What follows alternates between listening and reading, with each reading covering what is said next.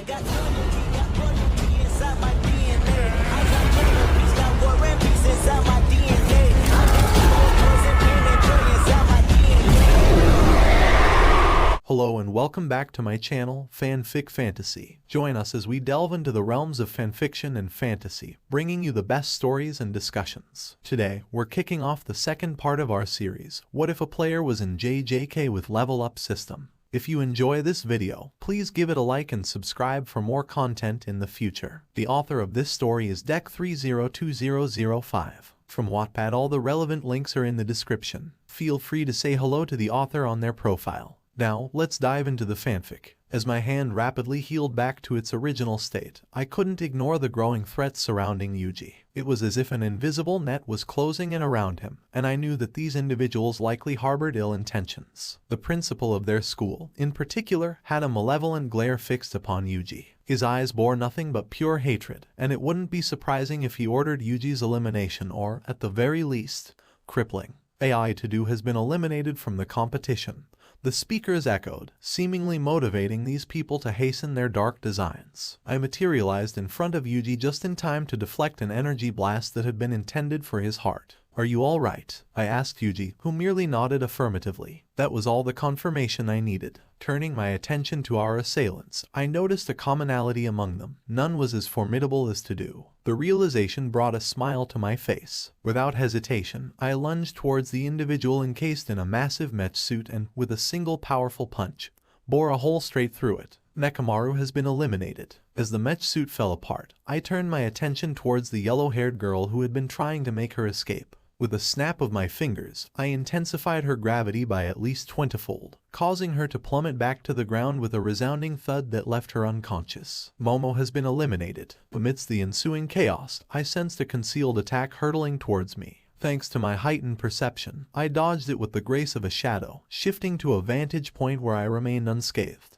Without missing a beat, I reappeared in front of Kamo, his eyes widening with dread as my fist met his face with an echoing crunch. Kamo has been eliminated. With rapid precision, I dashed towards the blue-haired girl. She barely had time to react before my strike landed, rendering her unconscious with a swift blow. Miwa has been eliminated. The odds were now overwhelmingly in our favor, leaving only Mai. Surrounded by a group of 7, her escape route was blocked, and it was clear she had no chance. Without a fight or a word, she wisely chose to surrender. Mai has been eliminated. As the dust settled and victory was declared in our favor, I couldn't help but express my thoughts. "That was remarkably easy," I muttered under my breath, even though there was no one in particular I was addressing. Dojo's voice then echoed through the speakers, praising our performance. His words only managed to irritate me further. However, my focus quickly shifted to Yuji, and I was genuinely taken aback by the change in him. "Yuji," I said as I approached him, "you've grown significantly stronger." A proud grin graced Yuji's face as he responded, "I put in a lot of hard work training."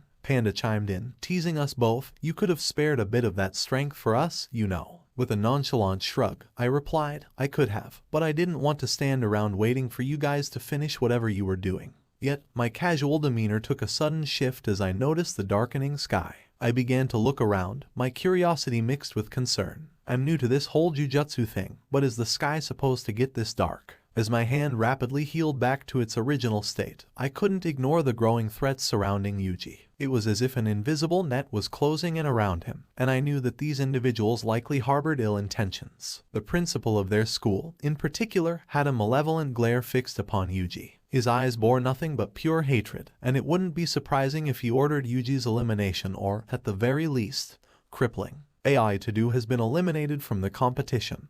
The speakers echoed, seemingly motivating these people to hasten their dark designs. I materialized in front of Yuji just in time to deflect an energy blast that had been intended for his heart. "Are you all right?" I asked Yuji, who merely nodded affirmatively. That was all the confirmation I needed. Turning my attention to our assailants, I noticed a commonality among them. None was as formidable as Tadu. The realization brought a smile to my face. Without hesitation, I lunged towards the individual encased in a massive mech suit and, with a single powerful punch, bore a hole straight through it. Nekomaru has been eliminated. As the mech suit fell apart, I turned my attention towards the yellow-haired girl who had been trying to make her escape. With a snap of my fingers, I intensified her gravity by at least 20-fold, causing her to plummet back to the ground with a resounding thud that left her unconscious. Momo has been eliminated. Amidst the ensuing chaos, I sensed a concealed attack hurtling towards me. Thanks to my heightened perception, I dodged it with the grace of a shadow, shifting to a vantage point where I remained unscathed.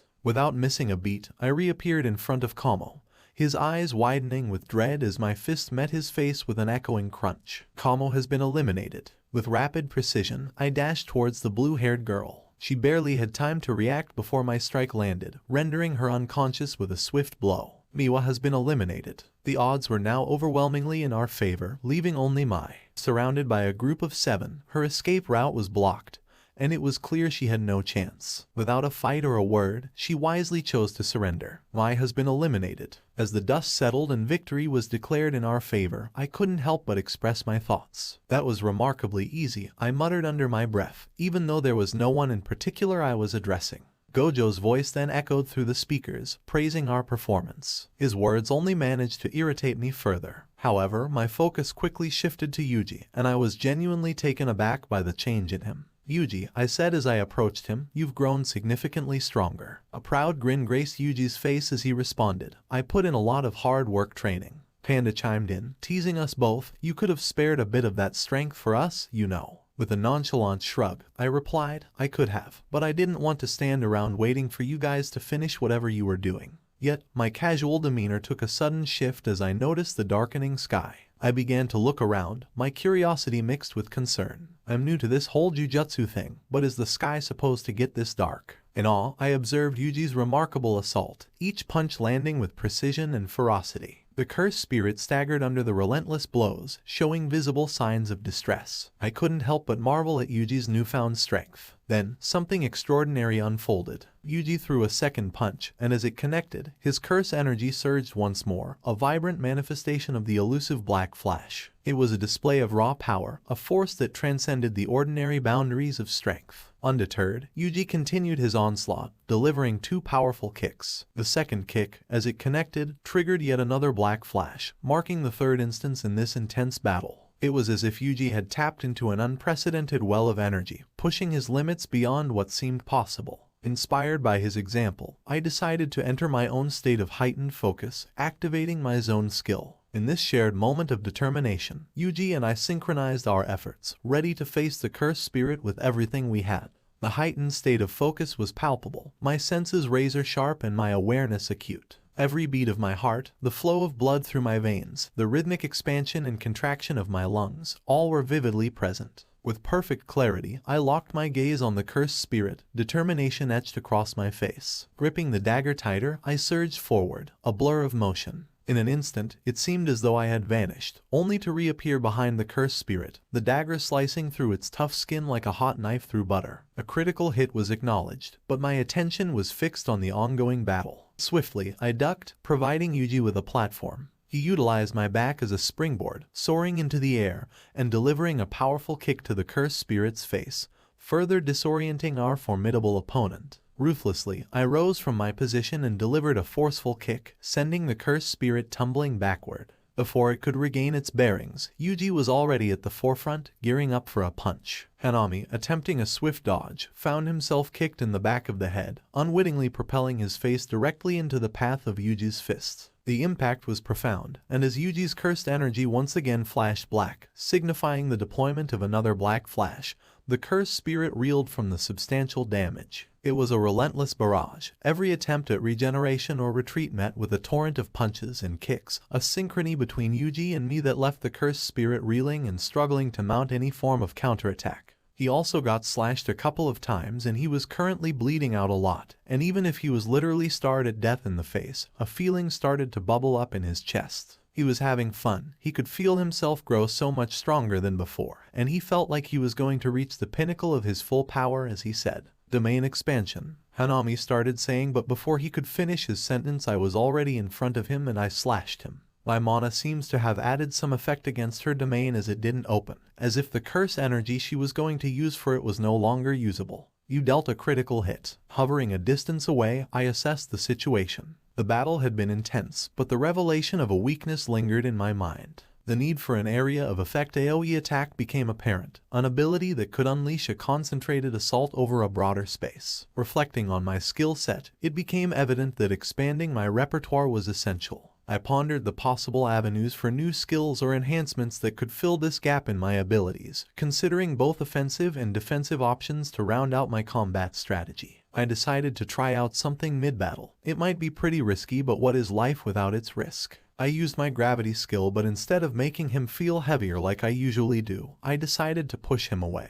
And as I used my mana to do that, nothing happened and my hands just got strengthened because of the use of mana. I rushed toward Hanami as Yuji was the only one fighting him, and even though Yuji was not as strong as Hanami, and if they even fought, Hanami would win 9/5. Yuji seemed to be in a zone-like state and his stats seemed to have been boosted because of that. This, however, is still too weak to fight Hanami, but the reason that Yuji was keeping up with the curse is because most of its attention was on me as I was the most dangerous one. I threw a kick at his head as he tried to block it. Yuji punched him in the face.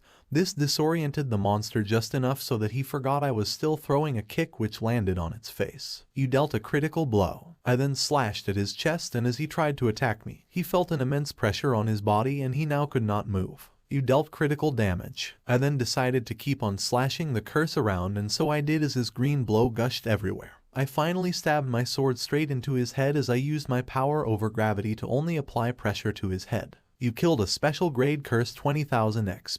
You have level up. Button. Quest kill Hanami completed. Reward. Job change dungeon. 45,009 exp. You have level up. Button. Name Kenzo Tatsu. Level 32. Fatigue full. Job NA. Titles: The Player, Jujutsu Sorcerer. HP 3905. MP 3280. Strength 87. Vitality 47. Agility 63. Intelligence 47. Sense 44.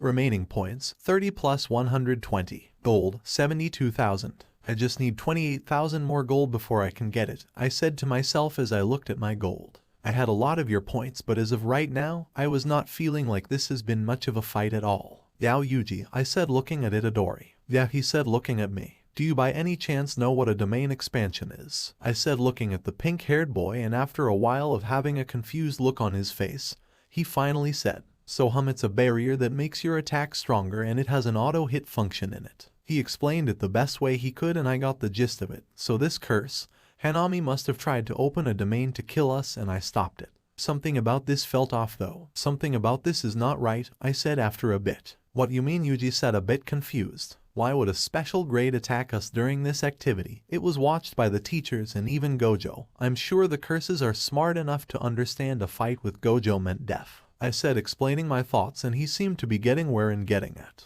What is so important and in here that could make a curse use himself as bait? I said before it clicked. Sukuna fingers, I said out loud before I suddenly super enhanced myself to the limit using mana to reach the storage room. No, they are not stupid enough to store it there, so it must be somewhere else, he thought to myself before I infused my vocal cord with mana. I mimicked Inumaki Senpai's move and I hoped it worked. This a diversion. They are after Sukuna's fingers, I yelled out as my voice echoed everywhere, and everyone heard it. Everyone, including Mahito, as soon as he heard the sound of the voice, being able to tell one part of their plan. He hurried up and instead of taking all the curse wounds that he was here for, he only took 3. He had already gotten the fingers of the King of Curses, and so without further ado, he left Jujutsu High. Mahito was only able to grab 4 fingers out of the 6 fingers that were there, but he did not have any time to think about it as a hollow purple took away half of his body as he left the warehouse. He looked to his right to see a man with white looking at him. Leaving already, the man said in a joyful mood, but Mahito could see that he was not going to leave her alive no matter how you slice it, and with the threat of his life being on the line. He immediately tried to open his domain expansion to get away, but the white-haired man was faster and just said, "Domain expansion infinite void." The man's voice sounded very confident, and his confidence was well placed as in a domain battle. The man would always win as his domain was much more refined than his. Mahito felt his brain getting overloaded with information and he could not move. He was stuck in place. Infinite information flowed in Mahito's brain, and before he could do anything else he heard the man's voice. Interesting. Before he could say anything, he felt his head getting ripped off by the white man, and he couldn't do anything to stop the man, so instead of trying to stop the man, he tried to save himself. But he could not do anything as his mind was basically broken. It was healing, yes, but it was broken from too much information getting in it. Let's see what you got there, the man said looking at the curse object the man stole. 3 curse wounds along with 9 of Sukuna's fingers. Oh my, you can't have that, the man said before he took it away from the curse hands. Mahito's body was however still alive, but he was just brain dead at the moment. There was no other way to put it. After Gojo took the fingers, he also took the cursed wounds. He then looked at the curved spirit, seemingly debating what to do with it. He looks at the cursed spirit for a while before he realizes that this cursed spirit fits the description of the cursed spirit that Yuji and Nanami encounter. And from what Nanami said, this cursed spirit definitely has the power to transfigure humans. With his infinity still on, he took the cursed spirit body and teleported somewhere with it. He placed it somewhere full of weird paper full of kanji on them before he locked him up in some sort of weird chains. He said, now that taken care of, I should probably reward Kenzo-kun.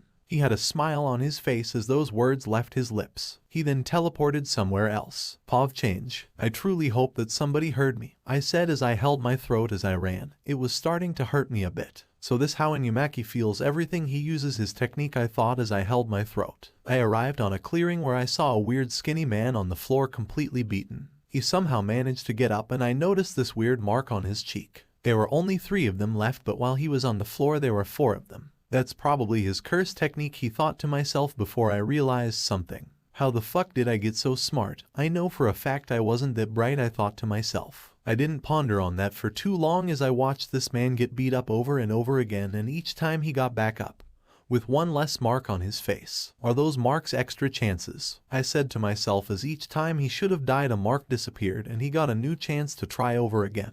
He now had no mark on his face as he stood back up for the last time, and I just watched as that lady who called Gojo an idiot before finished him off. That was interesting, I muttered to myself as a tall man with white hair appears in front of me. I jumped back a bit in shock as I did not feel him at all. He just slipped through all my defenses before I realized it. Yao, Gojo said. Oh, I scared you, didn't I? I didn't know you were a scaredy cat, he said with a smile on his face as he saw me jump back a bit. You know that appearing in front of people like that is not a good thing, right? I said looking at him as soon as I realized it was just Gojo having fun messing around with me. Peeping on girls is also not a good thing, he said with a smile on his face. I was not peeping on them, I was just observing the fight, I said, defending myself. If hiding behind bushes and watching the girls below while they can't see you is not peeping, then I didn't jump scare you, Gojo said with a confident smile. You are twisting the truth, I said looking at him. Just like you did not tell the full truth about your power, he said looking at me with a smile on his face. That is completely different from what you are doing, I said before I suddenly realized what this man just did. He had a smile on his face as he said, so you did hide something about your powers. I feel hurt that you would do something like that to me. He acted like I just committed the biggest sin known to man.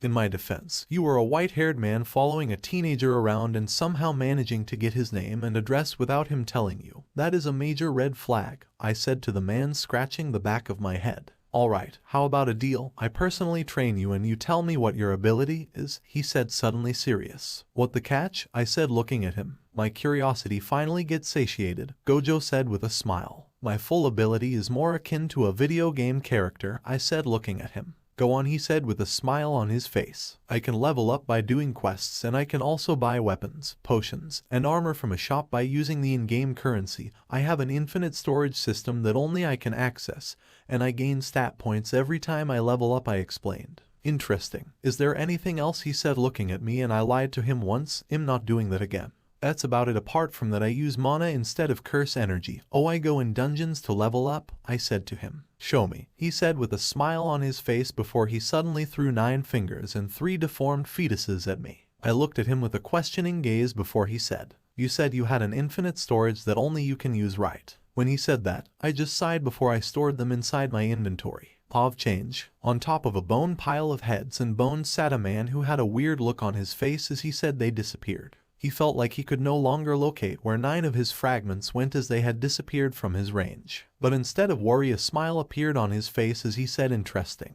Guess this won't be as boring as I thought, the man said. Pav end. Now please show me this dungeon you speak so highly of, Gojo said with a smile on his face. I took out a C-rank dungeon key from my inventory before I twisted it in the air. A door appeared in front of us and opened, revealing the dungeon inside. Once it opens, it won't close till it clears, so after you, Mr. the Strongest, I said looking at the man. He smiled before he walked in and I walked right after him. The gate went invisible but did not disappear. So this how you get stronger, Gojo said looking around the dungeon. Do you mind if I'm the one killing them? I said looking at Gojo. Alright, Gojo said with a smile as I pulled out my knife and started to kill the giant snakes in the dungeon. Time skip. Of change. Where is the idiot? Yutaheim said after he noticed that Gojo was nowhere to be seen, even if the barrier was now down. She remembered seeing him on the top of the mountain nearby, and it seemed like he talking to someone, but he was now nowhere to be seen. She then just sighed and said, "Why do I care that he is gone?" She then walked away and started to look around to see where her students were and if they were fine.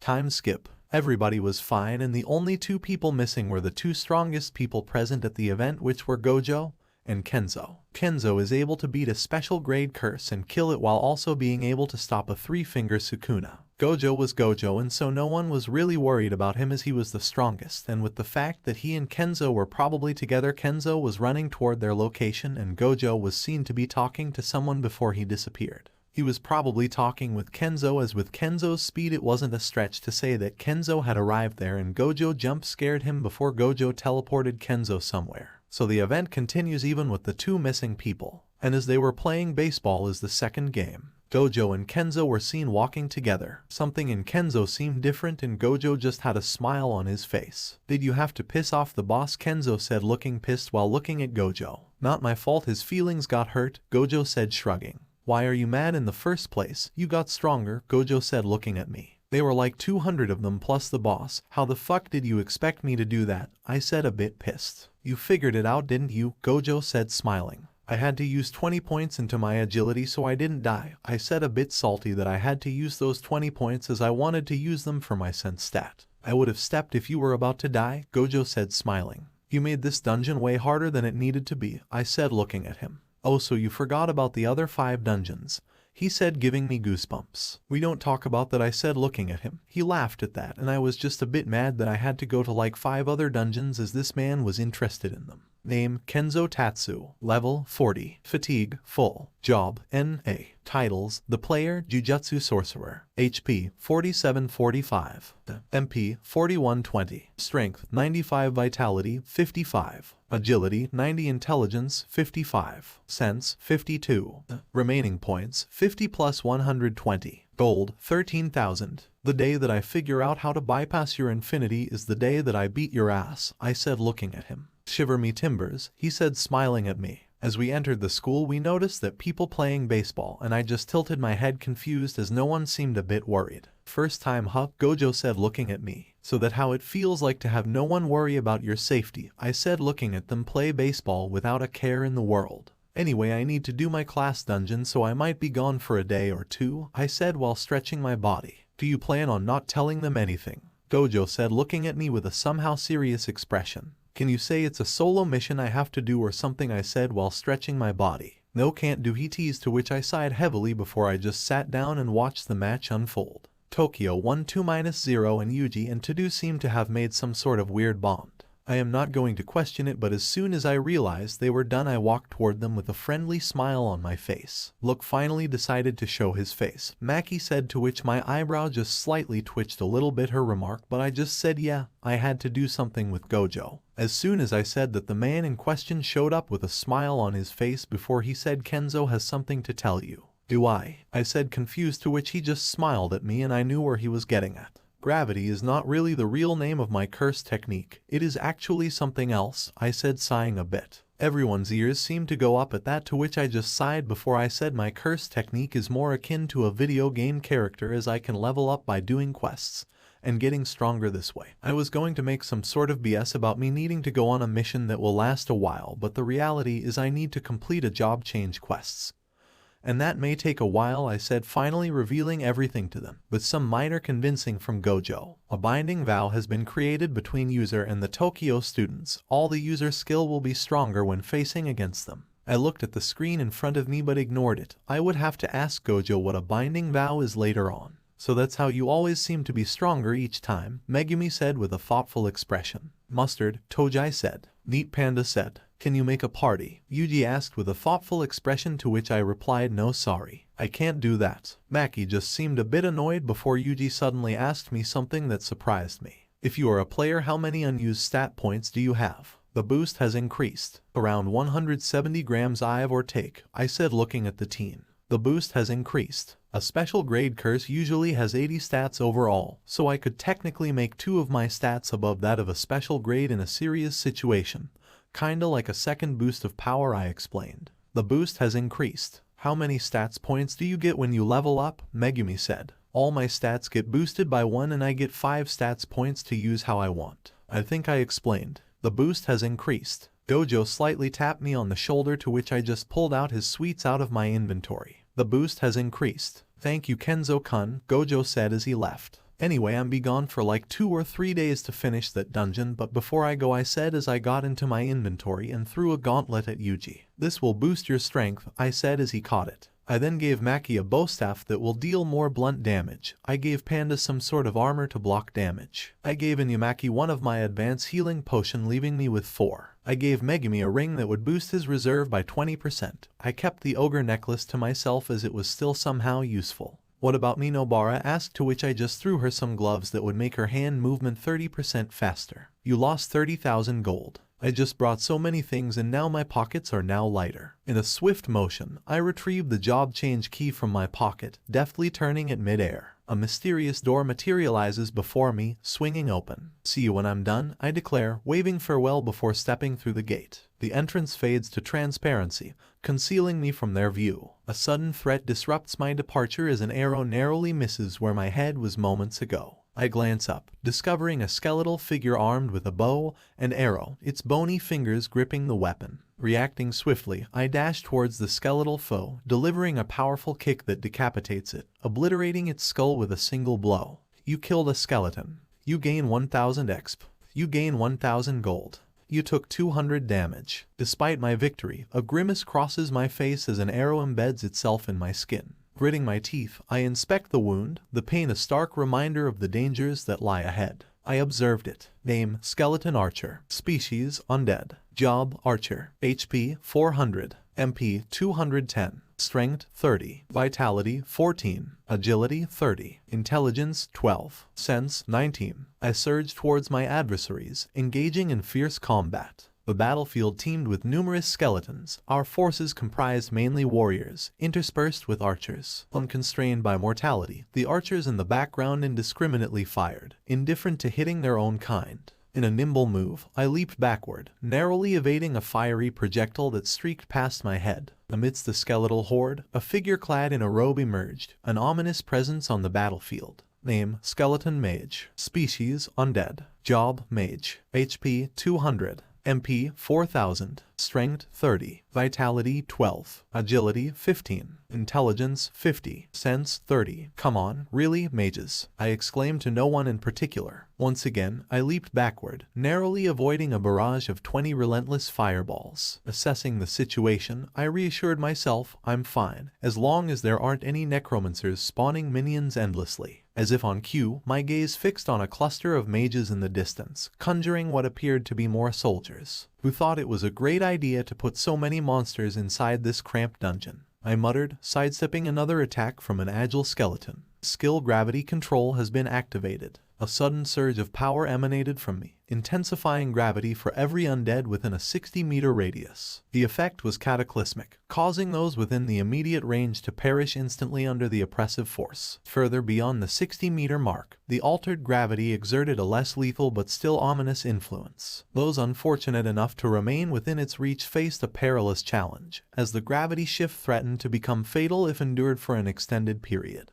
The impact of my gravitational manipulation diminished with distance, the force weakening the farther it reached. However, my concentration on this power was abruptly interrupted as I found myself under attack from an assailant who had approached from behind. Name, Skeleton Assassin. Species, Undead. Job, Assassin. HP, 300. MP 3000, Strength 20, Vitality 13, Agility 60, Intelligence 40, Sense 60. Swiftly, I ducked as the assailant's coated weapon narrowly missed me by mere centimeters. Before I could retaliate with a kick, He vanished into the shadows. Fortunately, my heightened sensing stats, despite being my lowest rated, allowed me to perceive his presence even in the concealment of darkness. Time skip 5 hour. Huff. I was literally dry of any sort of energy at all after serving 5 hours of just getting bombarded by fucking skeletons. Fucking assassin and ranger, they have everything. I thought to myself as I hid behind a pillar to hide as the skeleton was looking for me. They have a skeleton of everything for Christ's sake, and so I needed to be careful before hunting them.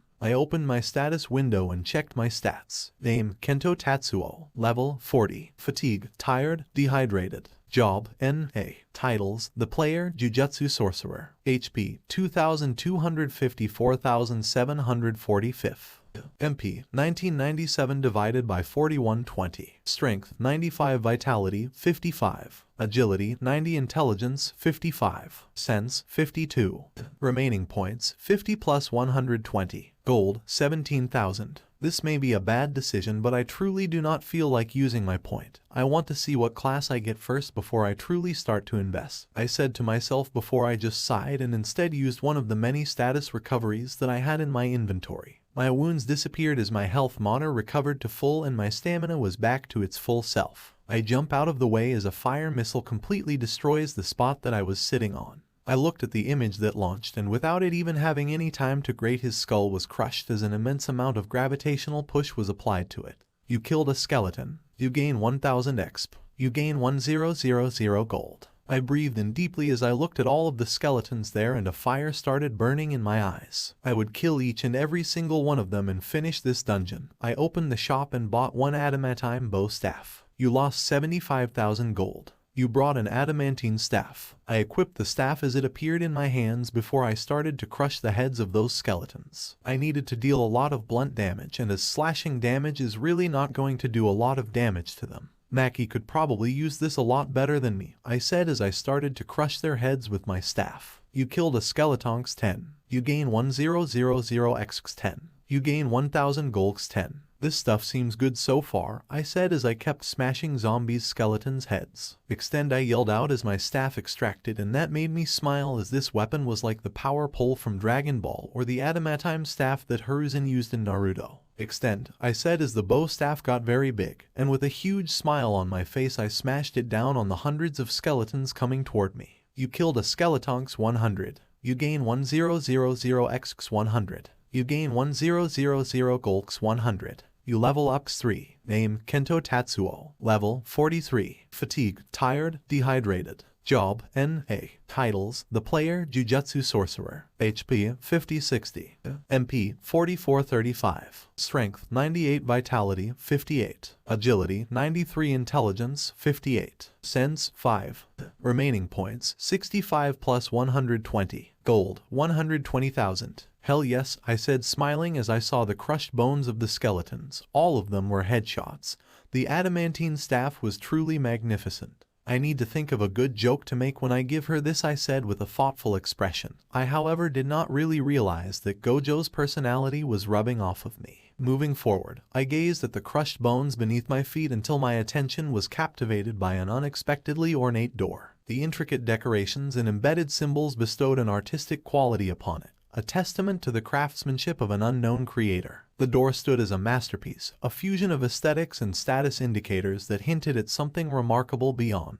Only a master could do this. The knight's armor gleamed in the ambient light of the throne room, intricate details etched across its surface. The air seemed to carry the weight of anticipation, the silence broken only by the occasional creaking sound as the knight shifted in his seat. The throne itself, imposing and ornate, added to the regality of the setting. As I stepped further into the room, the knight's eyes met mine. There was an intensity in that gaze, a mix of boredom and curiosity that hinted at a deeper, hidden power. The atmosphere crackled with the unspoken challenge between me and the lone figure on the throne. It was a confrontation that held the promise of something grand, yet the uncertainty of the outcome lingered in the air. In that throne room, surrounded by an air of uncertainty, I usually had a keen sense of my chances in a fight. The encounters were predictable. I could gauge my opponent's strength, measure it against mine, and usually come out victorious. We don't count Gojo. However, facing the lone knight on that imposing throne felt like an entirely different realm of uncertainty. My instincts, finely tuned from countless battles, wavered in the face of this enigmatic figure. His armor seemed impervious, radiating a power that transcended the usual metrics. The gleam in his eyes held a challenge, a quiet invitation to a contest that surpassed any I had faced before. As I stood there, sizing him up, the usual confidence wavered.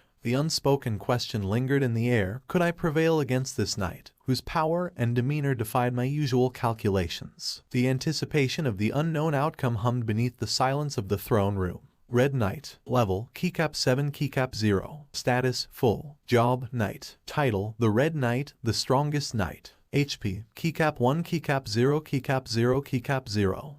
MP: Keycap 8 Keycap 5 Keycap 0 Keycap 0. Strength: Keycap 1 Keycap 0 Keycap 5. Vitality: Keycap 1 Keycap 0 Keycap 0. Agility: Keycap 1 Keycap 0 Keycap 0. Intelligence: Keycap 8 Keycap 5. Sense: Keycap 7 Keycap 0. As I assessed the knight's stats, a realization dawned. They soared far beyond the norm, eclipsing encounters with anyone I'd faced. Only Gojo, the sorcerer of unparalleled power, had boasted numbers of a comparable magnitude. Even in a hypothetical scenario where they shared the same level and stats, Gojo would likely hold the upper hand with his arsenal of unconventional abilities. Despite the odds, I steeled myself and entered the room. The knight, seemingly expecting my arrival, rose from his throne, an unspoken challenge in his gaze. The knight advanced, drawing a formidable red sword. Swift as a blink, he closed the distance, and my adamantine bowstaff met his crimson blade in a clash of steel. A nimble dodge spared me from a direct hit, but a forceful kick to the gut sent me hurtling backward, obliterating the wall upon impact. The knight's power was undeniable, and I realized this duel would be a test of skill and strategy against an adversary with overwhelming stats. You took 15-0 damage. You have broken a few bones and ribs. Turn off the damage notification, I said as I found the damage notification kind of distracting in this fight,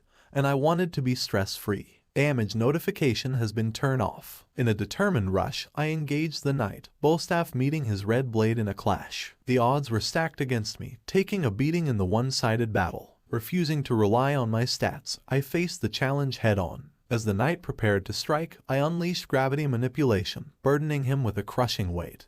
Hoping to seize the advantage in this seemingly uneven fight, I managed to level the playing field. The knight slowed down by the weight of gravity. Despite his efforts, his sword met my adamantine bowstaff, and to my relief, my weapon remained unscathed. The clash echoed, and determination fueled my resolve to turn the tide in this challenging encounter. I embraced a different strategy. Instead of relying solely on manipulating gravity to make myself lighter, I incorporated a more intricate approach. With agile movements and precise strikes, I aimed to exploit the knight's vulnerabilities, dodging his attacks and landing hits strategically. The rhythm of our clash became more dynamic as I tried to outmaneuver this formidable opponent. I also made him feel 100 times heavier, and now he could barely move before I pushed my mana out while using gravity manipulation, causing him to be sent flying away from me. I swiftly adjusted the gravity around me, and as the knight hurtled toward me, I expertly shifted it once more, making him feel impossibly heavy. The sudden change in gravitational force caused him to crash into the ground with tremendous force. As he struggled to rise, I maintained the pressure, rendering him temporarily immobilized. It was a delicate dance between manipulating the forces around us and seizing the right moments to strike. I tightened my bowstaff and trusted it toward his direction before I yelled out, "Extend." My bowstaff extended so far and so fast in so little time that it seemed to be moving very quickly. The Red Knight, now vulnerable, collided with my bowstaff, its armor yielding to the force. The impact resonated with a resounding crack, and beneath the damaged armor, blood seeped out. The face behind the mask, once concealed, now revealed the toll of the battle. He dropped onto his knees before falling on the floor, however did not get close to him as I did not receive any notification about killing him. 5 seconds later he got up and rushed at me with his sword, and I blocked all his hits.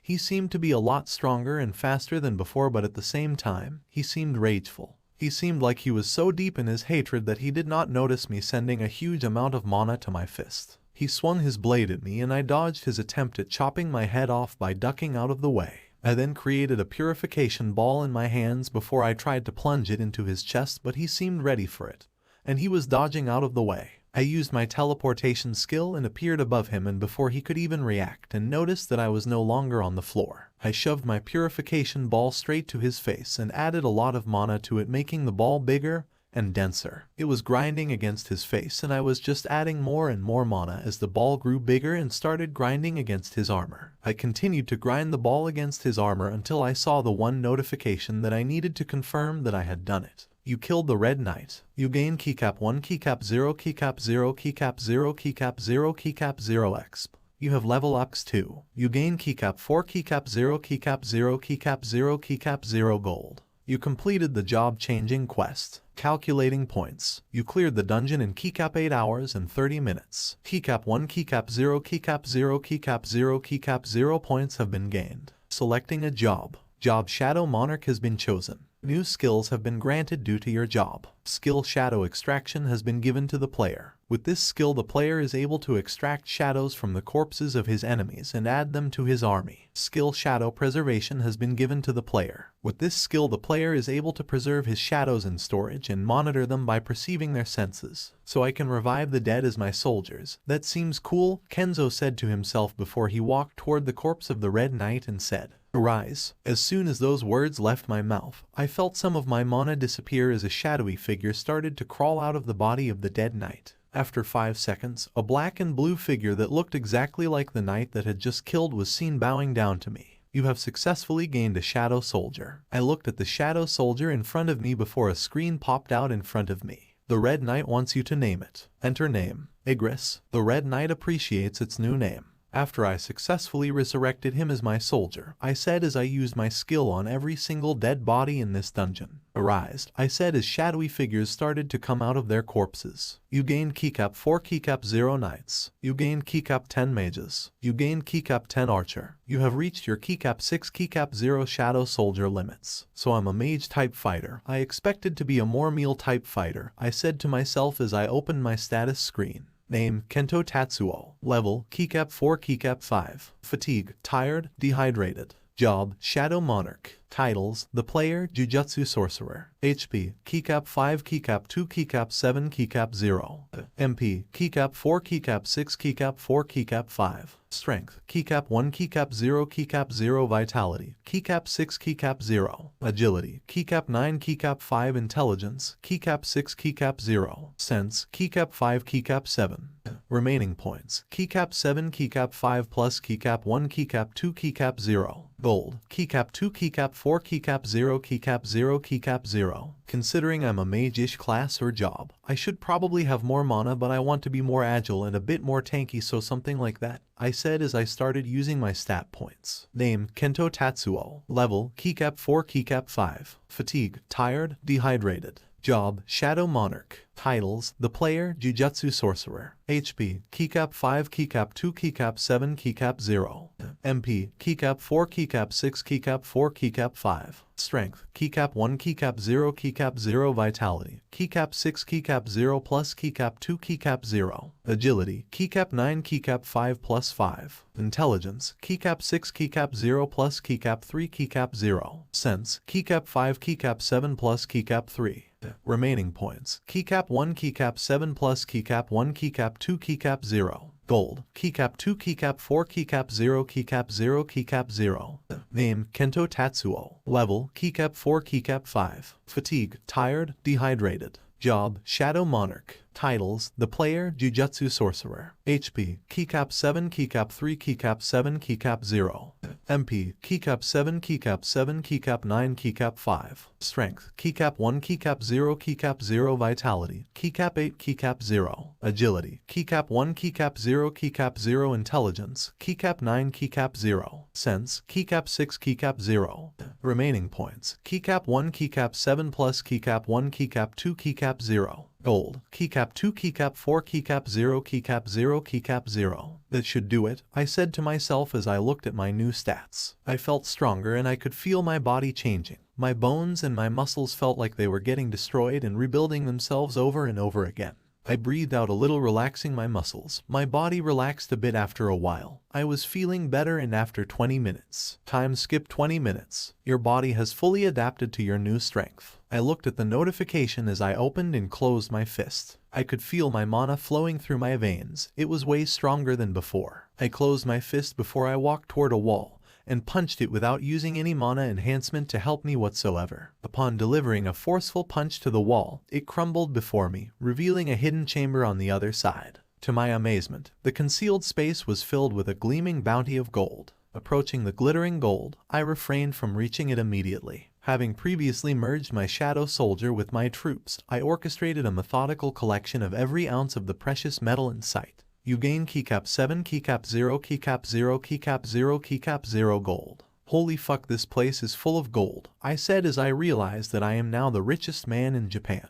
I now have keycap 3, keycap 0, keycap 0, keycap 0, keycap 0, keycap 0 gold to my name, and that is without counting everything I brought with them. Using all that gold will definitely make the price of gold go down, so I'm just using like 10 of them for now, I said to myself before I stretched my body and looked at the return gate. It took me like 7 hours and 30-ish minutes to finish this. I definitely finished this before I thought I would, I said to myself. Let's see what the shop has to offer while I'm here, I muttered to myself as I opened the shop. Weapon, armor, potions. I clicked on weapons as I wanted to see if the shop had changed while I was gone. Adamantine bowstaff 75,000. Adamantine dagger 100,000. Adamantine sword 140,000. Dragonic gauntlet 15000 gold. Dragonic dagger 15000 gold. Heavenly spear 5000000 gold. True dragon's dagger keycap 3, keycap 0, keycap 0, keycap 0, keycap 0, keycap 0, keycap 0 gold. True dragon's sword keycap 3, keycap 5, keycap 0, keycap 0, keycap 0, keycap 0, keycap 0 gold. True dragon's gauntlet keycap 2, keycap 9, keycap 0, keycap 0, keycap 0, keycap 0, keycap 0 gold. True dragon's spear keycap 3, keycap 6, keycap 0, keycap 0, keycap 0, keycap 0, keycap 0 gold. New weapons cool, I said to myself as I went into the armor section of the shop. Leather armor 10 gold. Chainmail armor 100 gold. Iron armor 300 gold. Wolf fur armor 500 gold. Lizard armor 400 gold. Mage robe 200 gold. Assassin robe 350 gold. Draconic armor 150,000 gold. Elven king armor keycap 2, keycap 5, keycap 0, keycap 0, keycap 0, keycap 0 gold. Truth dragon armor 500,000 gold. Elven king armor is a new one, I said to myself as I went into the potion section of the shop. Small healing potion 50 gold. Small mana regen potion 50 gold. Small mana boost potion 75 gold. Small healing boosting potion 75 gold. Small stamina potion 50 gold. I scrolled further down to see a potion that caught my attention. Mana condensing potion. Keycap 5, keycap 0, keycap 0, keycap 0, keycap 0 gold. I clicked on it to see the description. Mana condensing potion. Item rank rare. Item description. Upon drinking this potion, the user might feel a bit dizzy and a bit weak with the small feeling of feeling your power is decreasing.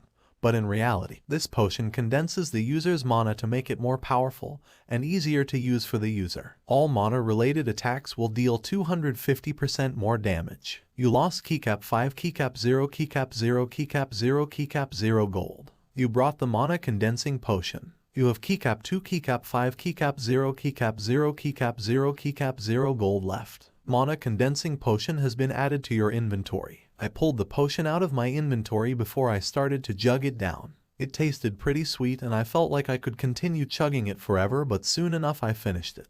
I wiped the purple liquid leaving my mouth before I suddenly felt it. I could feel my mana pool strengthening and I just slightly smiled at that before I walked away toward the portal in the middle of the room. I stepped out of the dungeon before I noticed that it was dark out. I looked around and saw everything shining in the moonlight. I then put my hands in my pocket before I walked toward my apartment in the school. It was surprisingly empty, and so I walked until I reached the door area. I walked toward my room and I used my key to open the door. I entered the room and closed the door behind me before I went into the bathroom to clean myself. After taking a much-needed warm bath, I took some light snacks that I had stored in my mini fridge and ate them. After that, I brushed my teeth while looking at my reflection in the mirror, and I could notice that my appearance had changed a lot. My physique looked a lot leaner and compact while my eyes seemed to be a more bluish color and my facial features remained very sharp. My hair was getting a bit too long, which meant I would probably have to cut it soon. After looking at myself one last time and making sure my teeth were clean, I gurgled some water in my mouth before I spit it out and washed my face. I then went to bed to take a much-needed rest. I might just take the day off to sleep and rest a bit. I opened my eyes to a cascade of notifications, the digital world intruding on the tranquility of my sleep. With a languid yawn, I rose from the bed, acknowledging the dawn of a new day that beckoned me to shake off the remnants of sleep. The task of dragging myself out of bed felt like a minor conquest as I navigated the familiar routine of morning chores. With a half-awake determination, I brushed my teeth and indulged in a refreshing bath, the cascade of water awakening my senses. Having already satisfied my hunger before dental hygiene, I moved through the motions of daily chores, each task a step towards normalcy. Clean and composed, I approached the door, anticipation mingling with the newfound energy that came with completing my morning routine. As I swung the door open, a burst of sunlight greeted me, the brilliance of the day stretching out before my eyes. The beauty of the morning lay in contrast to the indoor routine, inviting me to step into the embrace of the day. Surveying the sunlit landscape, I felt an innate desire to immerse myself in the outdoors. The thought of a walk became irresistible, a beckoning call from nature. Stepping outside, I welcomed the warmth of the sun on my skin, and the gentle caress of the wind played with strands of my hair. It was a beautiful day, and with each step, the world unfolded its serene wonders, a harmonious symphony of nature embracing my morning stroll. I felt like I was on top of the world. I don't know for how long I walked exactly, but I eventually reached the area where we trained. I noticed the familiar green hair of a girl training her weapon skill while a panda was sleeping on the floor. "Where in Yumaki?" I muttered to myself as I didn't notice him nowhere. I spread my senses farther out and I noticed that he was just getting some snacks. After checking on him, I walked away without going anywhere near them as I felt like this wasn't really the time to meet them. I continue to walk while being stuck on my thought. I continue to walk while thinking of the endless possibility that just opened to me. "Those my ability work on curses," I mutter to myself as I continue to walk around. It would be absolutely great if I could do that to curse, because that just meant that all I had to do was kill some special grade curses and then add them to my army. I can imagine it now, 50 special grade curses working under their master, the Shadow Monarch. My title and my skill make me look more like the Grim Reaper instead of a necromancer. I also feel like my personality affected my class. I could somehow feel it in my guts that the other class that I may have gotten would have been so cool. And it was the Dragon Monarch, but as his personality is more in the calm side, and the fact that I don't see him changing that drastically so quick. He got Shadow Monarch, but if you guys want to see how a version of him that is a Dragon Monarch would act, then I think I can do that for you. Better not be stuck on it for that long, he thought to myself, leaving my thoughts. Status, I said as I wanted to see how much my stats had changed due to my class change. Name, Kento Tatsuo. Level, Keycap 4 Keycap 5. Fatigue, full. Job, Shadow Monarch. Description: you are the Shadow Monarch, meaning you control Realm of Death and anything that is dead is under your commands. You are every living being. Destiny heavy plus sign Keycap 4 Keycap 0 to all stats. Titles: the player, Jujutsu Sorcerer. HP, Keycap 1 Keycap 1 Keycap 5 Keycap 7 Keycap 0. MP, Keycap 1 Keycap 1 Keycap 9 Keycap 9 Keycap 5. Strength, Keycap 1 0 plus 40. Vitality, 80 plus 40. Agility, Keycap 1 0 Keycap 0 plus 40. Intelligence, 90 plus 40. Sense, 60 plus 40. Remaining points, Keycap 1 Keycap 7 plus Keycap 1 Keycap 2 Keycap 0. Gold, Keycap 2 Keycap 5 Keycap 0 Keycap 0 Keycap 0. I looked at my stats and realized how much my job had boosted me. If I was in the middle of the special grade tier, then now I am at the high end of it. I still don't think I could beat Gojo's thought, as his infinity is currently impossible for me to breach, but if I find a way to get past it.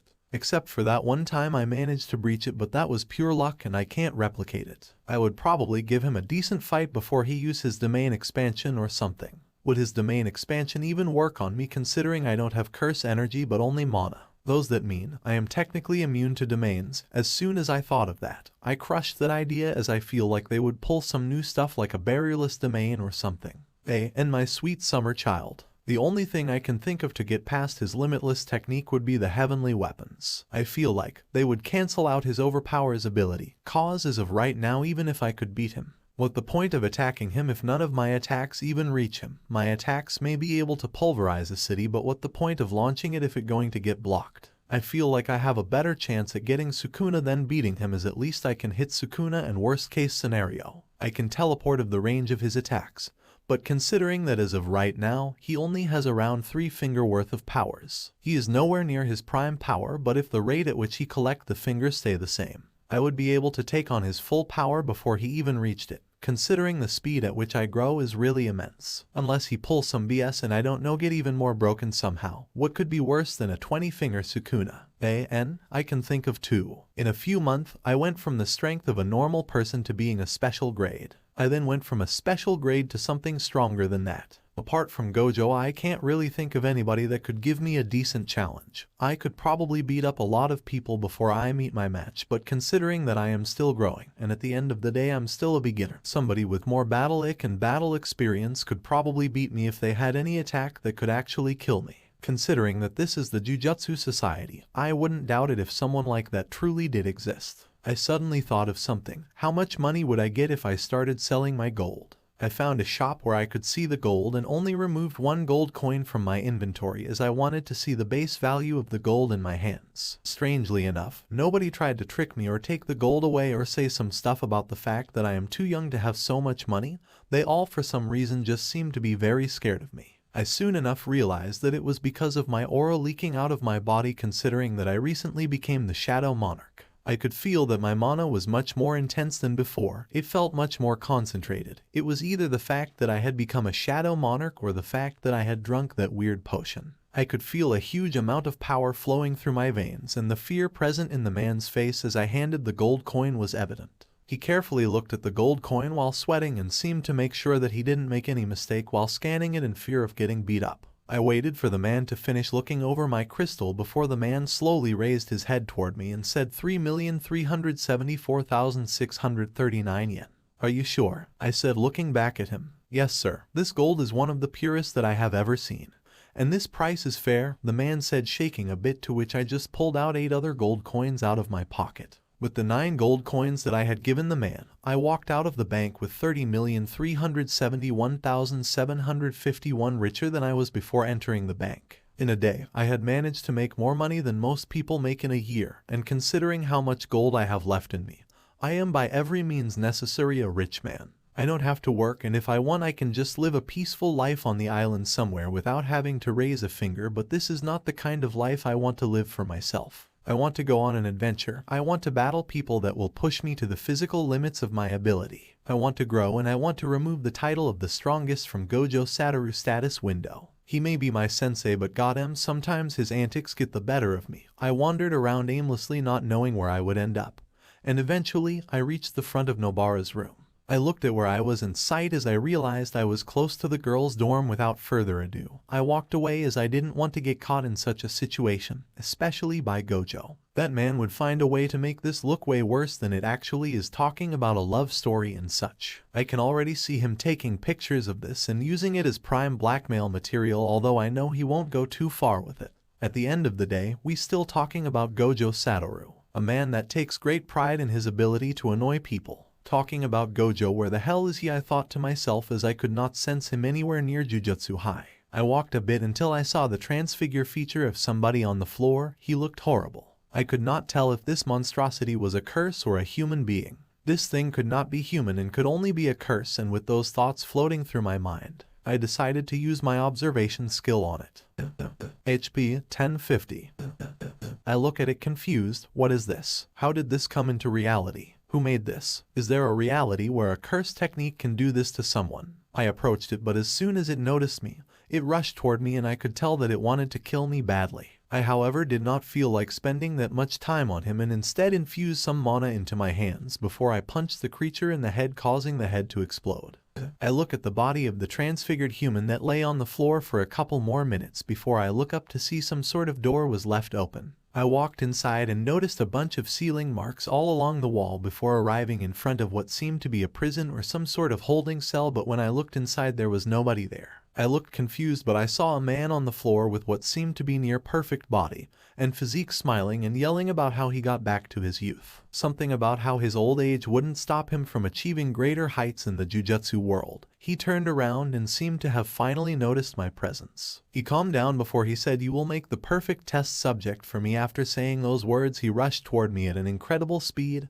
I just appeared in front of him before swiftly knocking him out. I was not in the mood to fight some old man that thought that because they are now young they are top shit. As soon as the man passed out cold in my arm, I turned around to be met with the figure of Gojo, and he seemed to be in a hurry. Yao Kento-kun, did you by any chance see somebody leaving in this place? Gojo said in his usual goofy voice, but I could sense some urgency in his voice. He seemed weirdly serious about this, and if something happened to make Gojo serious about something, it must be pretty bad. Apart from the transfigured human that I killed, I found this man here and he was talking about how he regained his youth. And when he saw me, he said something about testing out his new body. I explained honestly, as this man seemed in no mood to joke. He looked at the body on my shoulder and I suddenly felt a huge amount of killing intent on his body. I could take it, but it was very surprising that a man who is this goofy on a daily basis has this much killing intent hidden away deep inside him. He looked at the body that I was holding before he smiled and said, "Hand it over," to which I just listened and just tossed the body toward him before he proceeded to touch the person's forehead, and the man woke up in a daze. Upon noticing Gojo in front of him, the man seemed scared and seemed like he hadn't expected to die so soon. "Where is the prisoner?" Gojo asked in a very stern voice. The man didn't answer and Gojo just looked at the man up and down before he said, "You made a binding vow, didn't you?" From the man's facial expression, Gojo got his answer, and before my very eyes, the man's limbs seemed to twist in a weird way before being separated from his body. "What is a binding vow?" I asked, a bit confused. Gojo's cold expression completely vanished before he said, "A binding vow is a promise that you make and can't break, or something really bad will happen to you." "Kenzo-kun," Gojo said, and for some reason, I shudder when I heard that. "Yes," I replied, looking toward him, to which he just looked at me up and down before he said nothing.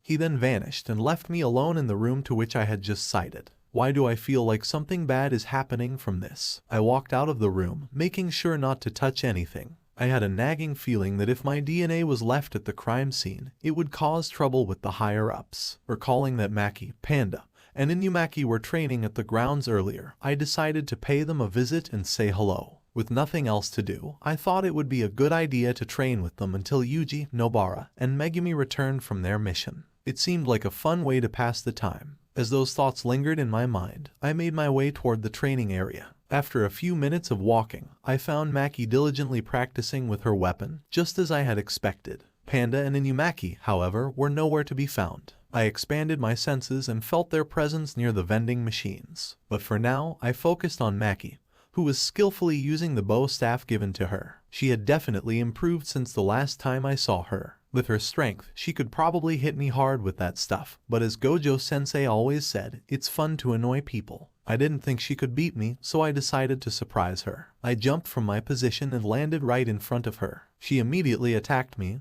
which was expected. Even after realizing it was me, she continued to attack relentlessly, becoming faster with each strike. Around 4 minutes into the fight, she seemed to reach her limits. Eventually, I caught her bow staff, using only a fraction of my strength, and kicked her in the chest, sending her stumbling backward. As soon as she regained her composure and went back on the attack, my blade was already in front of her face. "I win," I said, smiling. She sighed and lowered her weapon. I quickly put back my dagger into my inventory and looked at her, saying, "You've gotten better since last time." "It's still not enough to beat you," she replied, clearly annoyed. "The only person who can beat me is Gojo-sensei," I said, smiling. "I don't need your sympathies," she retorted. I then got very close to her face, seemingly examining her body, before smiling and saying, "I'm just trying to help." "Mini Gojo," she muttered to herself, looking at me with a deadpan expression. "You adore me," I teased, smiling. I enjoyed teasing her. "And what would give you that idea?" she asked, slightly annoyed. "The fact that you haven't attacked me yet," I said, still smiling. Just as I finished speaking, my senses alerted me,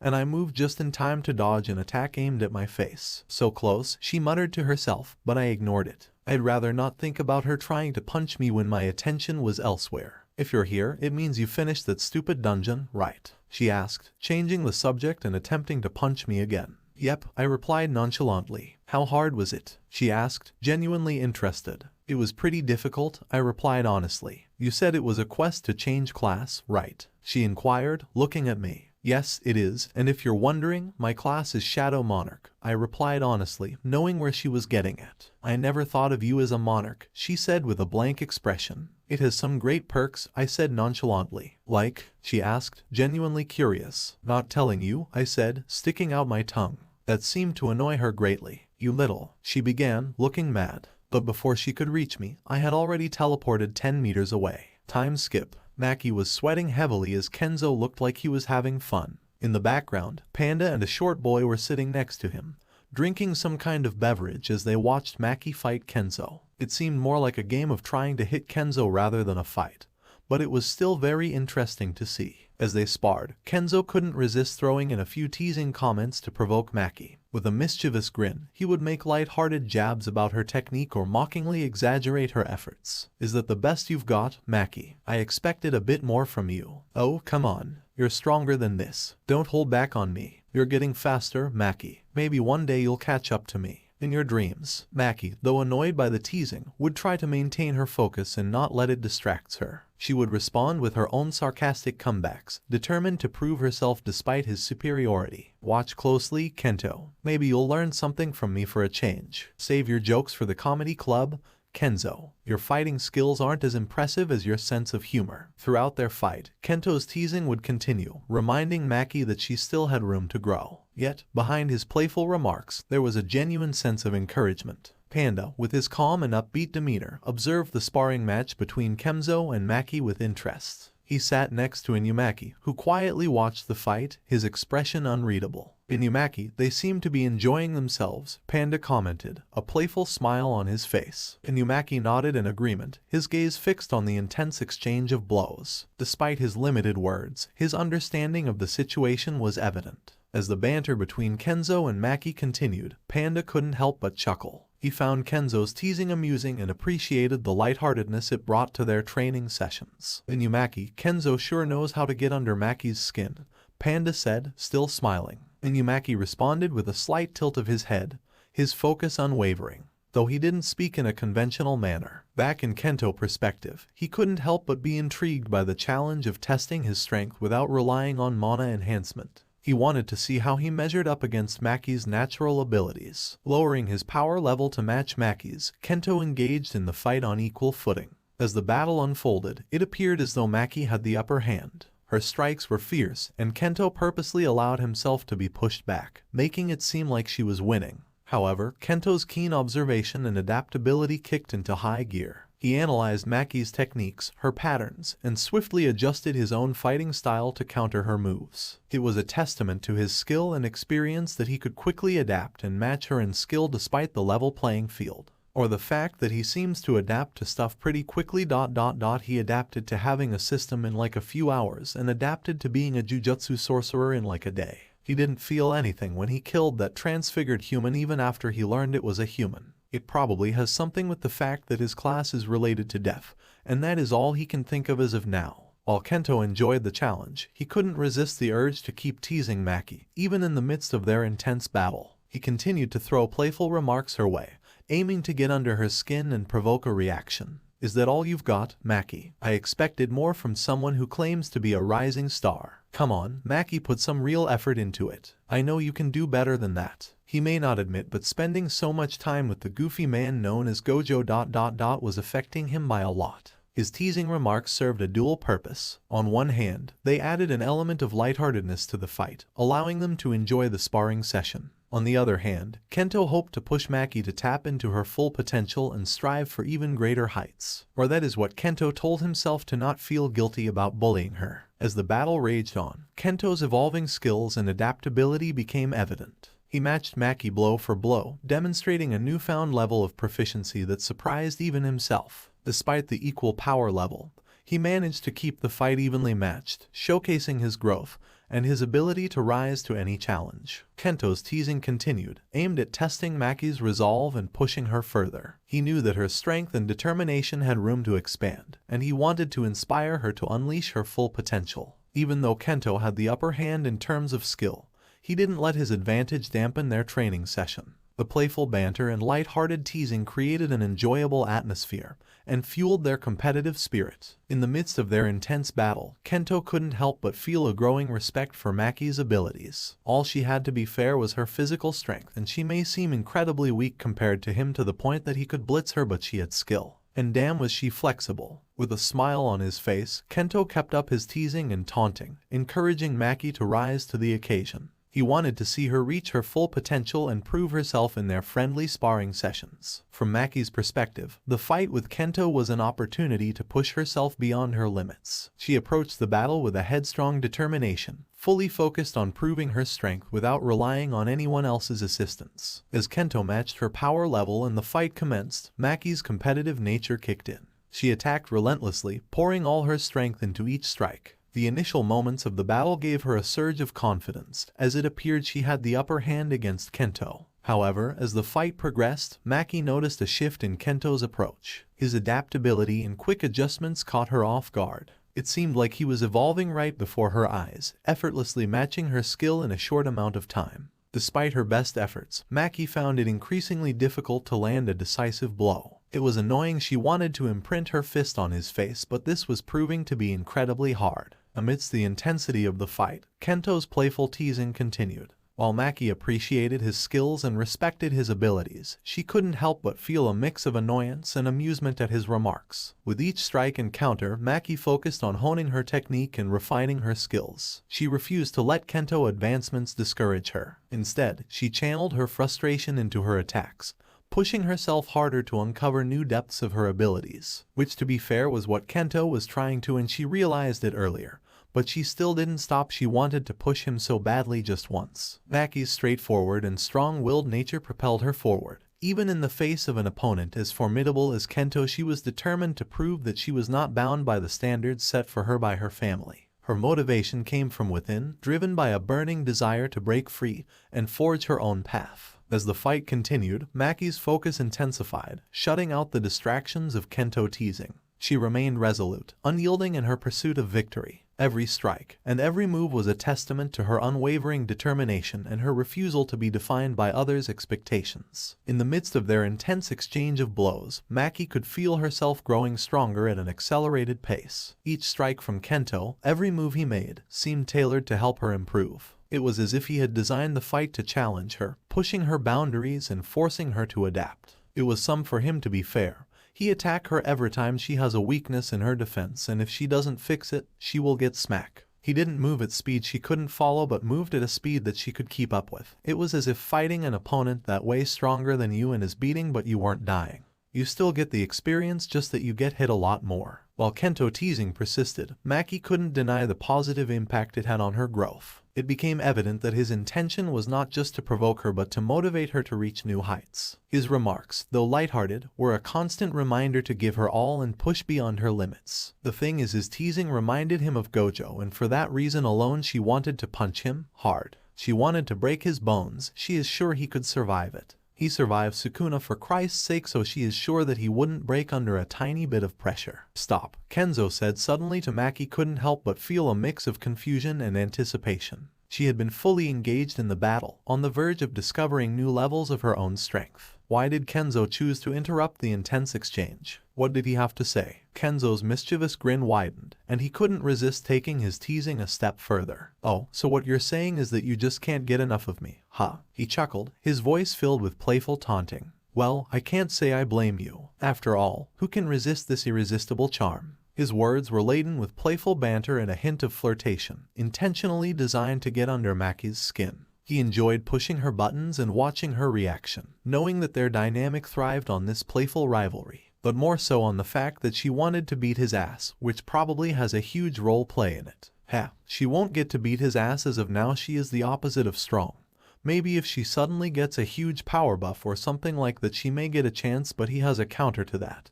And it is spamming special grade level minion and jumping the ever-living fuck out of her. A gangbang, you might say. That sounded so wrong. He needs to stop spending time with Gojo. This shit was affecting him too much. Long story short, he grew very fast in a short amount of time, meaning if she did get stronger than him, he could just add a bunch of stats point he was saving and just become like twice as strong. Is unfair, probably, but Gojo exists, so it balanced. Yep, that is what he was going to use for every overpowered ability he get. The excuse that Gojo exists. Why? Because Gojo is a fucking cheat. A cheat? How the heck can someone be so goddamn blessed with power and genetics like a damn? As Maki stood there, a mixture of annoyance and amusement flickering in her eyes, Kenzo's teasing remark lingered in the air. He wanted to keep her on her toes, to maintain that playful tension between them that fueled their interactions. With a cheeky grin and a glint of mischief in his eyes, Kenzo awaited Maki's retort. It was definitely going to be rude. Their connection thrived on this teasing and playful exchange, a constant dance of wit and banter that deepened their bond. Maki's eyes narrowed slightly as Kenzo's teasing remarks washed over her. A mix of annoyance and amusement flickered across her features, showcasing her resilience in the face of his playful banter. She was no stranger to Kenzo's teasing ways, and while it irked her at times, there was a part of her that found it oddly endearing. Suppressing a smile that threatened to creep onto her lips, Maki mustered a defiant response. "Oh, please," she retorted, her voice laced with a hint of playful defiance. "Don't flatter yourself too much. I've seen better charm from a cursed spirit. Average cursed spirit look be like." Her words carried a teasing undertone of their own, a playful jab to counter Kenzo's attempts to get under her skin. "Ouch. My feeling. How dare you," Kento said, holding his chest a bit. Maki refused to let his teasing unravel her composure, determined to give as good as she got. Beneath her facade of cool indifference, a flicker of amusement danced in her eyes. Deep down, Maki appreciated the banter, as it added an extra layer of excitement to their interactions. Kenzo's teasing brought out a spirited side of her, one that embraced the challenge and pushed her to prove herself further. "You really know how to hit a guy where it hurts." His playful act was met with a playful roll of Maki's eyes. She couldn't help but chuckle at his exaggerated response, seeing right through his theatrics. "Oh, please," she retorted, a smirk playing on her lips. "I'm sure your feelings will recover just fine. You've got too much confidence to let my words actually get to you." Kenzo's hurt act quickly dissolved into a mischievous grin, his eyes gleaming with amusement. "You caught me," he admitted, his tone returning to its usual teasing nature. "I guess my feelings are just too tough to be wounded by your witty comebacks. But did you really have to compare me to a cursed spirit? I feel salty," Kenzo thought to himself. Panda and Inumaki observed the playful banter between Maki and Kenzo, their expressions revealing contrasting reactions. Panda, known for his upbeat and calm demeanor, chuckled softly at the exchange. His eyes twinkled with amusement as he watched the back and forth between the two. He appreciated their spirited rivalry, understanding the dynamic between them. A smile suddenly appeared on the panda face, as if he realized something, but before he could say anything, a bad memory seemed to appear on his mind as he shuddered in fear and said nothing. Inumaki, on the other hand, remained silent, his gaze fixed on the ongoing spar. He expressed his thoughts in his usual manner, his words consisting solely of rice ball ingredients. "Salmon, tuna, seaweed," he murmured, conveying his observation that the teasing and banter added a unique flavor to their training session. Panda, noticing Inumaki's silent but observant stance, turned to his friend and grinned. "Looks like Maki and Kento are at it again, huh?" he commented, his voice filled with warmth. "They really know how to keep things interesting." Inumaki nodded, his eyes narrowing in concentration. "Rice, sesame, plum," he responded, indicating that the playful sparring between Maki and Kento added an enjoyable zest to their training routine. "Fish, avocado, soy sauce," he murmured, emphasizing the harmony and balance that their rivalry seemed to create. "Translate this, I dare y'all." As the spar between Maki and Kenzo continued, Panda and Inumaki watched with keen interest, appreciating the energy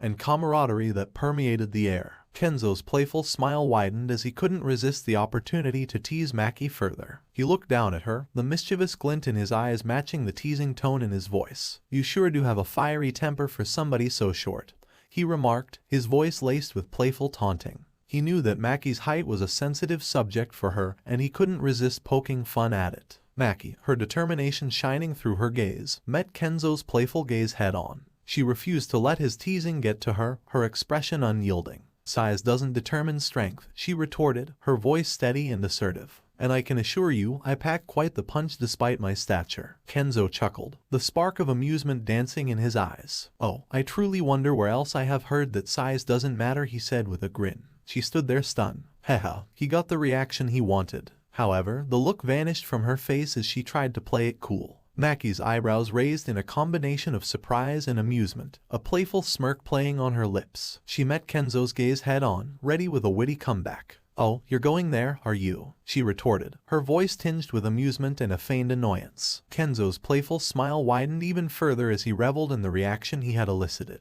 He shrugged nonchalantly, his eyes gleaming mischievously. "Hey, I couldn't pass up the chance for a clever play on words," he replied, his voice dripping with amusement. The mood suddenly changed as Kenzo decided to stop holding back for a change.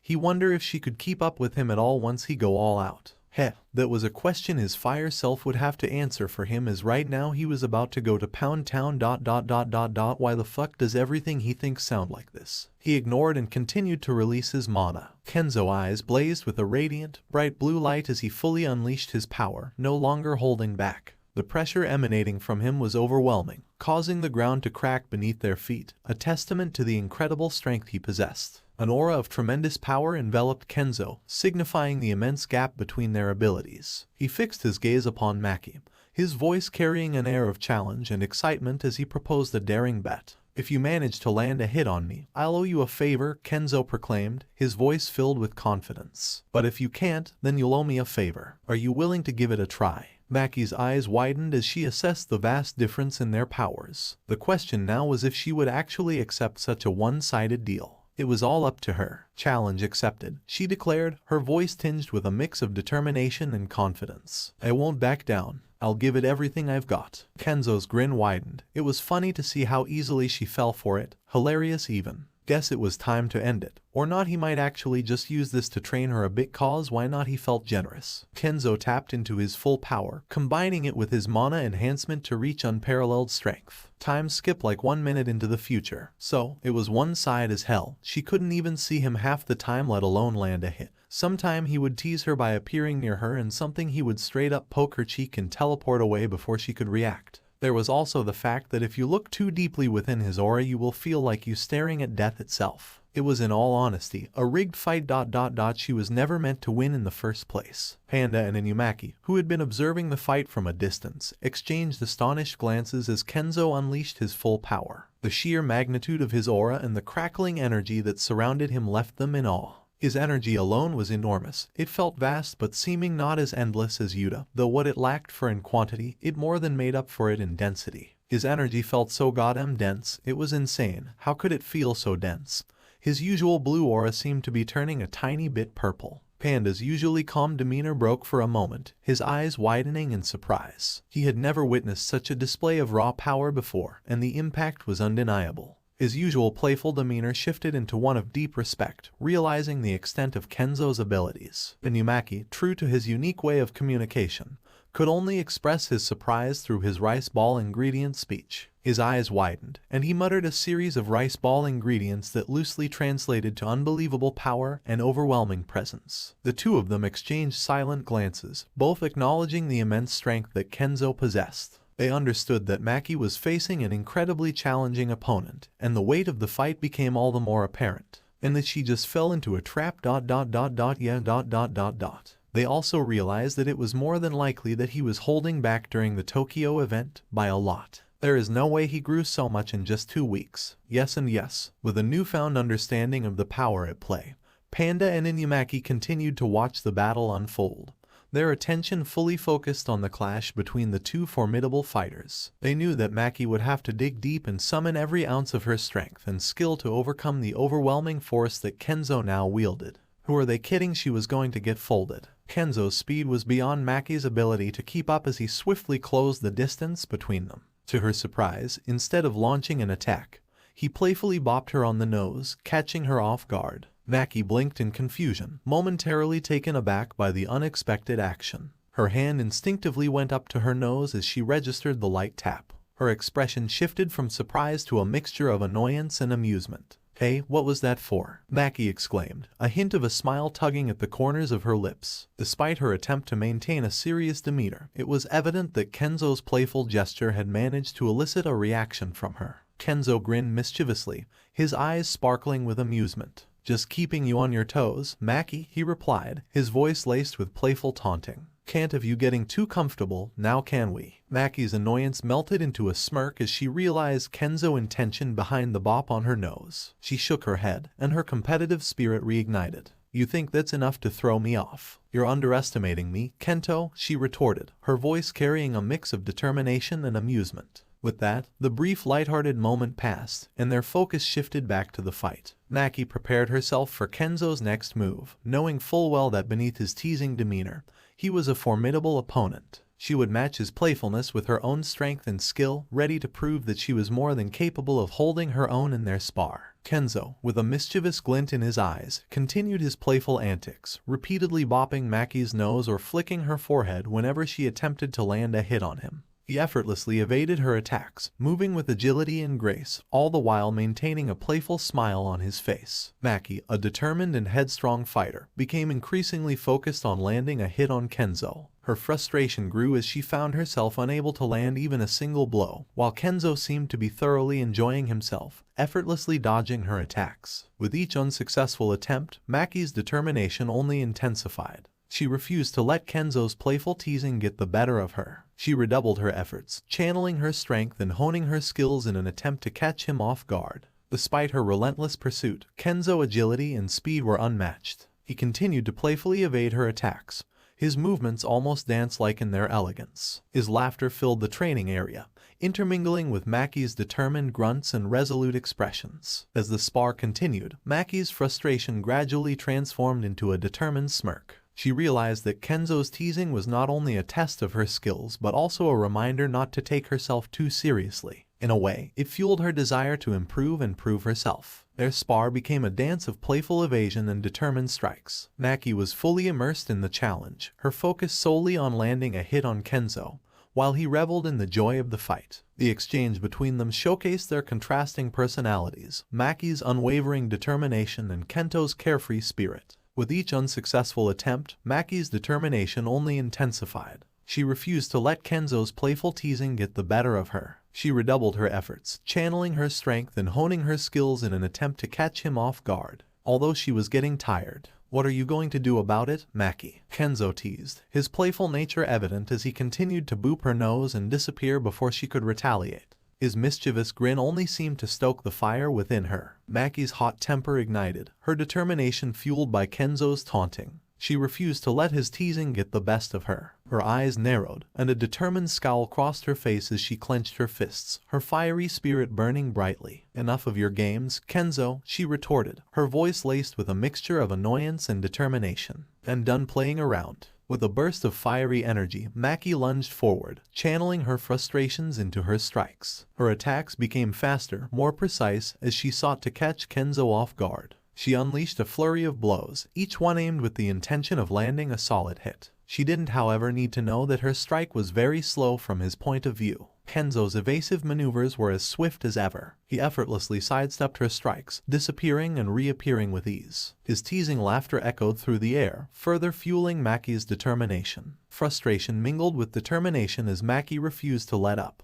She became more relentless, unleashing her full strength and speed in a relentless pursuit of victory. Each time Kenzo evaded her, her fiery spirit burned brighter, pushing her to fight harder. Kenzo's playful teasing only seemed to ignite Maki's temper further, turning her frustration into a fierce determination to prove herself. She vowed not to let him get the best of her. With each near miss and evasive maneuver, she channeled her frustrations into her strikes, her blows becoming more powerful and precise. Their spar became a captivating dance of fire and agility, Maki's hot temper pushing her to the limits of her abilities. Though she grew increasingly frustrated by Kenzo's evasive tactics, she refused to give in. She was an angry broccoli, a very angry broccoli, or a Pikachu. Her attempts were just adorable, and yet he didn't mock any of them, just dodged them before telling her flaws. Little did he know was that as of now she really wanted to shatter the staff on his cranium. Was it dark though? Probably yes. "You do realize that you can think clearer when you're calm, right?" Kenzo remarked casually,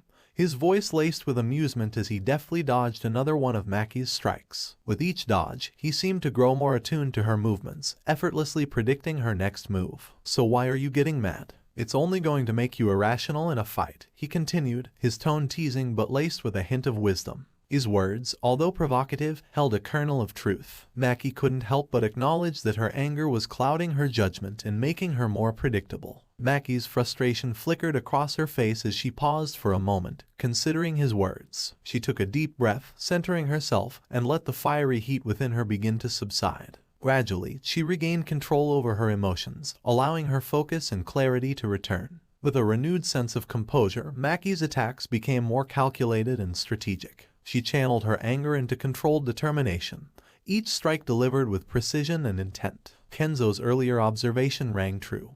Her calm and focused state allowed her to think more clearly and react with heightened agility. "Alright, I forgot to say, you've got 30 minutes to land a hit on me," Kenzo said with a playful smirk, deftly dodging another one of Maki's strikes. He had now upped the stakes, challenging her to overcome his evasive maneuvers and finally make contact. As Maki prepared to strike again, Kento suddenly appeared in front of her, his face inches away from hers. The proximity sent a jolt of surprise through her, momentarily causing her to hesitate. Kenzo swiftly retreated, skillfully eluding any potential retaliation. Maki's temper flared, a mix of frustration and determination welling up within her. She scowled at Kenzo, his teasing only fueling her desire to land a solid hit. She understood his intention, to test her resolve, to push her limits, and she refused to let him undermine her. Taking a deep breath to steady herself, Maki refocused her energy. She disregarded Kenzo's taunts, channeling her anger into precision and control. Every movement became deliberate, calculated. She studied his patterns, analyzing his elusive techniques, and strategized her next move. Time seemed to fly as the intense battle continued. Maki unleashed a relentless assault, her strikes becoming faster and more precise. Kenzo danced around her, his agility and speed pushing her to the limit. But Maki refused to back down. She had a fire burning within her, a burning determination to prove herself. As the minutes ticked away, Maki's frustration transformed into resolve. She channeled her emotions into her attacks, each strike carrying the weight of her determination. Her focus intensified, blocking out distractions and honing in on Kenzo movements. With each passing moment, Maki grew more attuned to Kenzo's strategies. She anticipated his dodges and feints, adjusting her tactics accordingly. Her strikes became sharper, inching closer to their target. The battle became a dance of skill and will, each participant pushing themselves to their limits. The pressure mounted as the time dwindled. Maki's body moved with fluidity and precision, each strike propelled by her unwavering spirit. She saw an opening, an opportunity to finally make contact. With a burst of energy, she launched herself forward, her strike aimed directly at Kenzo. Whether she would succeed in landing a hit within the given time frame remained uncertain.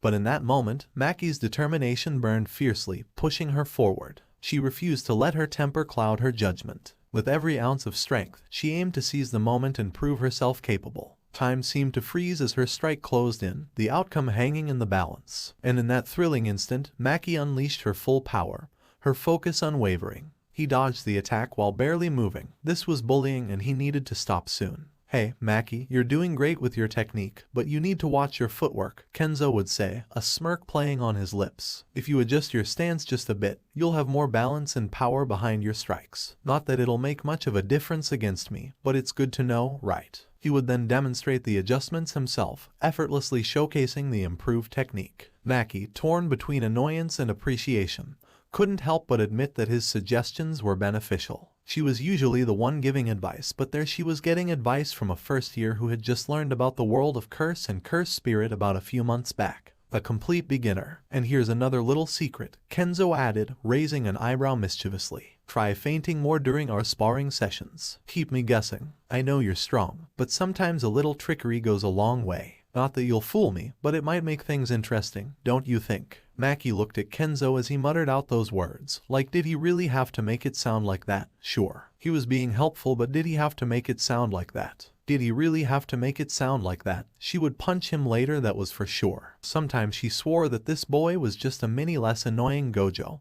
but he was getting there. With only 5 minutes remaining in the spar, Maki had not managed to touch Kenzo even once, while he had taken advantage of the time to playfully draw on her face. She might have lied about being the less annoying version of Gojo. As the realization dawned on her, Maki's determination surged, fueling her with a newfound resolve. Her eyes narrowed as she wiped away the drawing on her face, a mix of determination and competitiveness radiating from her. She refused to let Kenzo's playful antics distract her any longer. It was time to turn the tables and show him the full extent of her skills. With a burst of agility and precision, Maki launched a rapid series of attacks, each strike aimed with calculated accuracy. She weaved through Kenzo's defenses, evading his counterattacks with expert finesse. She started to attack him with much more force, to which he ducked in and out of her move. Really? This was fun for him. She held the wooden staff in one of her hands before rushing toward Kenzo the next second. Kenzo smiled at that. She really seemed like she wanted to end him. He could tell that she was really trying with each hit. However, in the final minutes, Kenzo decided to add a playful twist to their spar. Each time Maki lunged forward to strike, he would disappear and reappear inches from her face, only to vanish again before she could react. It was as if he was teasing her, testing her patience and focus. Maki's frustration grew as Kenzo continued his elusive antics. She was determined to land a hit and prove herself, but Kenzo's mischievous behavior made it increasingly challenging. She couldn't help but feel a mix of annoyance and amusement at his teasing tactics. With a mix of determination and a touch of exasperation, Maki adjusted her strategy once more. She anticipated Kenzo's sudden appearances and adapted her movements to counter his elusive nature. She refused to let his trolling antics distract her from her goal. Meanwhile, somewhere else, Mahito was seen looking slightly damaged but alright. He sat down in a corner before laughing a bit to himself. "So that was Satoru Gojo, huh?" Mahito said as he leaned his back against the wall. He had only escaped this place because of simple reasons. He just offers an old man his youth again in exchange for his freedom. The man did it without hesitation and was rambling on and on about how he is now at his peak. Human truly do believe themselves to be the superior species on this planet. They see curse as something horrible that shouldn't exist. When they themselves are cursed, they the reason curse exists to begin with. Just like a Jujutsu sorcerer wouldn't have a problem with killing a curse that the same for him. He was, after all, a truth curse. After the spar ended, Kenzo couldn't resist seizing the opportunity to add a playful twist to their interaction. He approached Maki with a mischievous smile on his face, the thrill of their spar still lingering in the air. "You lost, Maki," Kenzo declared, his voice laced with playful teasing. "That means you owe me a favor." Maki's eyes narrowed playfully as she assessed Kenzo's victorious demeanor. She couldn't help but chuckle at his taunting, realizing that even in defeat, "You got me this time, Kenzo," Maki admitted, her voice tinged with amusement. "All right, you're on. What favor do you have in mind?" she said, although it seemed like it was against her better judgment. Kenzo's mischievous smile widened as Maki asked him about the favor he had in mind. With a teasing glint in his eyes, he responded to her question. "Not telling you," Kenzo replied, his voice filled with amusement. That was probably a dick move on his part, but what can she do about it? Maki looked mildly annoyed at his words. The heck did he found about this whole situation? Why did he feel like being a pain in her ass? "Really, Kenzo, really? Are you that determined to be a pain in my ass?" Maki said, looking at him mildly annoyed. "I mean, if you ask so nicely, I will gladly like to be a pain in your ass," Kenzo said with an insinuating grin. The rest of their teammates watched with amusement as the playful banter unfolded between Kenzo and Maki. "Bastard," Maki said with a small blush, to which Kenzo winked at Maki, his playful demeanor adding, "Anyway, you will find out soon enough what my favor is," he said, his voice carrying a hint of mischief. After Kenzo's cryptic statement, he suddenly disappeared from the training ground, leaving Maki, Panda, and Inumaki bewildered. They exchanged puzzled glances, wondering where he had vanished to. Maki's curiosity piqued as she tried to decipher Kenzo's intentions. She turned to Panda and Inumaki, a quizzical expression on her face. "Did he just teleport away?" she asked, her voice filled with surprise. She was not aware that he could teleport. When the heck did get that ability? Panda scratched his head, his eyes scanning the area where Kenzo had been standing moments ago. "It certainly looks that way," he replied, his tone tinged with amazement. "Kenzo always has a few tricks up his sleeve. Speaking of which, were you blushing? Some animal abuse happened that day as an endangered species was beaten." Meanwhile, Kenzo reappeared in his room, a satisfied grin on his face. Kenzo chuckled to himself, knowing that the suspense would keep Maki on her toes. He might need to spend less time with his sensei, as this man was seriously affecting how he acted. "Pov change, my esteemed disaster curses, let us discuss the matter of this intriguing individual, Kenzo. His strength and abilities have caught my attention," a man with stitches on his head said, looking at the disaster curses. You interested in a sorcerer? What's so special about him?" Kenjaku-san, Mahito said nonchalantly. "This boy is special. His growth speed rival that of Mahito, the man now known as Kenjaku added with a thoughtful expression. "Then he should be dealt with immediately," Jogo said as the image of someone with white hair flashed in his mind.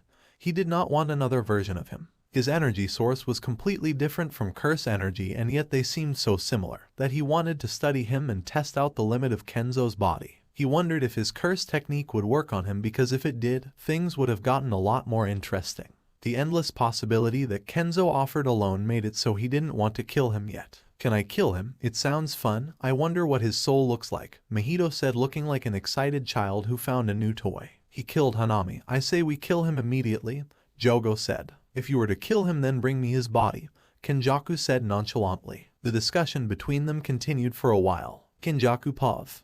The thrill of the unknown. Kenzo is a mysterious force that challenges the boundaries of my understanding. His power is derived from an uncharted energy source, presents a danger that both exhilarates and intrigues me. The prospect of facing an opponent with such potential sends shivers down my spine. Shiver with excitement being finally able to see something that I couldn't control, something brand new. It is in the face of the unknown that true growth and evolution lie. Kenzo's presence disrupts the predictable patterns that have governed this world since the beginning. His very existence hints at a power beyond my current comprehension, a power that could reshape the very fabric of our world. Something that was above curse energy. Was Kenzo energy the energy that I was trying to achieve through the merger? Although I wanted to go see it myself, there was a risk in underestimating him, in allowing this unknown threat to roam freely. But it is a risk I am willing to take, for in the face of danger lies the potential for greatness. Kenzo's power, harnessed and controlled by me, could become a formidable weapon in my arsenal, propelling me to heights previously unimaginable.